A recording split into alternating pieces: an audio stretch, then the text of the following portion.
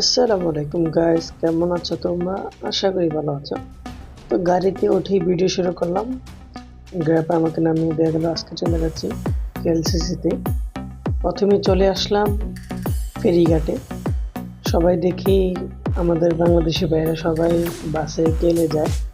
আমি একটু নতুন এক্সপিরিয়েন্স নেওয়ার জন্য যাবো হচ্ছে ট্রেনে। ট্রেনে যেতে হলে আমাকে পেনাং থেকে প্রথমে যেতে হবে বাতুয়া। ওই দিক থেকে ট্রেন ছাড়ে।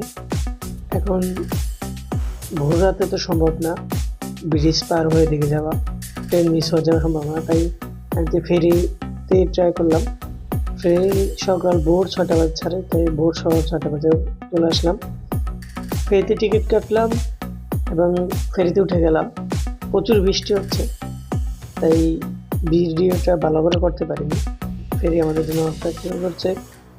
ফেরিতে উঠে গেলাম। ওটার সময় অনেক একটা সুন্দর মুহূর্ত, বৃষ্টি, বাতাস।